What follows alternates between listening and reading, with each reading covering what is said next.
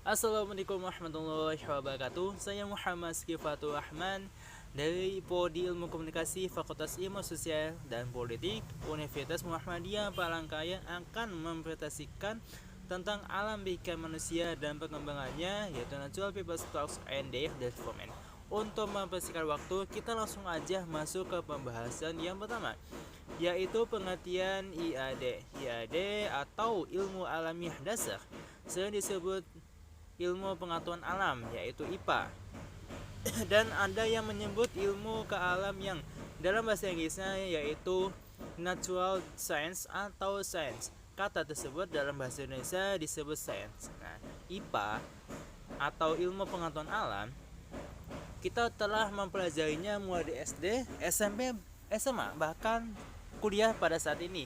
Kita mempelajarinya mulai dari dasar. SD itu kita diberikan pelajaran apa sih ilmu pengetahuan alam dan pengertiannya, dasarnya, terus kemudian teorinya dan sebagainya. Beranjak ke SMP, SMA, dan di SMA pun ada jurusan yang memperkhususkan tentang IPA tersebut. Itu lebih mendalam dan lebih diberikan ilmu yang lebih jauh lagi tentang IPA, yaitu ilmu pengetahuan alam.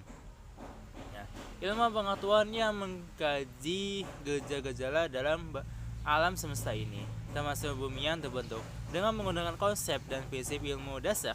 Jadi singkatnya, ilmu alamiah dasar yaitu IAD adalah ilmu yang mengkaji konsep-konsep dan prinsip dasar yang esensial saja dan hanya menjelaskan tentang metode-metode ilmu ke alam dan gejala-gejala alam yang lebih secara filosofi.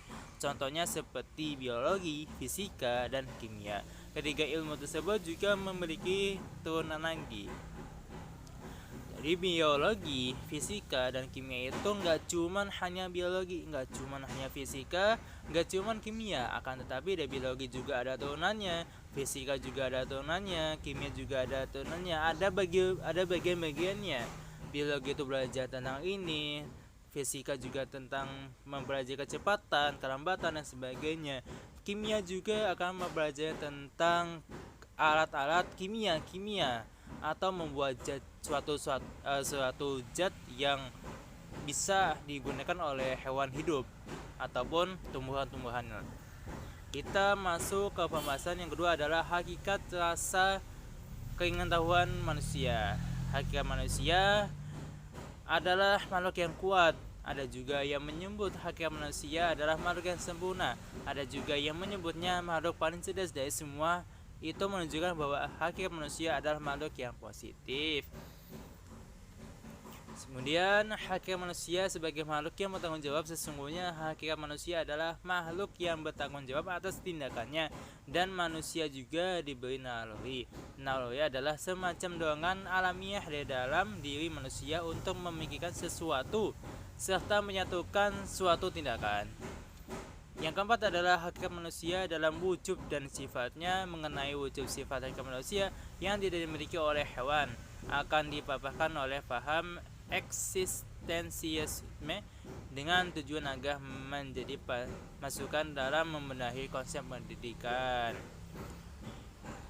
Kemudian kita lanjut ke pembahasan yang ketiga, yaitu perkembangan alam pikir manusia. Akal pikir manusia berkembang seiring dengan perkembangan umur dan waktu, di mana manusia tersebut hidup pada zaman prasejarah. Manusia hidup dari berburu dan berladang yang berpindah dari suatu tempat ke tempat lain, kemudian meningkat menjadi petani dan peternak yang menetap.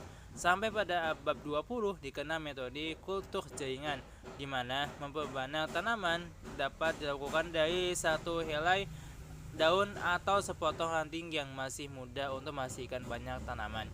Hal ini disebabkan tanaman memiliki sel bersifat totipotent, di mana satu sel tumbuhan dapat tumbuh dan berkembang menjadi tumbuh utuh jika berada pada medium tanam yang sesuai. Manusia atau pengembangan alam pikir manusia itu ada tingkatannya, mulai dari anak kecil, mulai dari bayi, anak kecil, terus kemudian remaja, berdewasa, bahkan sampai menjadi orang tua ataupun menjadi kakek dan nenek. Itu ada pengembangannya.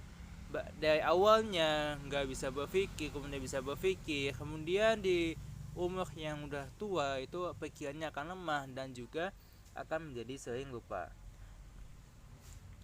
Yang terakhir adalah sejarah pengetahuan pada manusia. Secara umum ada berbagai perdebatan tentang apakah manusia modern sekarang ini berkembang di Afrika dan kemudian menyebar ke seluruh dunia atau berkembang dari manusia Neanderthal di Eropa. Dalam hal ini berhadapan dengan suatu periode waktu yang sangat panjang dan tidak bisa begitu saja dipastikan. Para peneliti pernah menemukan lukisan gua di Prancis Selatan yang diberikan sudah ada sejak 30.000 tahun sebelum Masehi. Pengembangan atau pengetahuan atau sejarah pengetahuan pada manusia itu lama kelamaan akan berkembang. Mulai tahun atau sebelum Masehi ataupun sesudah Masehi, pikiran atau pengetahuan yang ada pada manusia itu akan berkembang dan juga akan semakin banyak pengetahuan yang akan didapatkan oleh manusia. Mungkin itu sedikit dari saya. Apabila ada kesalahan dari saya dalam menyampaikan presentasi, saya minta maaf sebesar-besarnya. Dari saya, wassalamualaikum warahmatullahi wabarakatuh.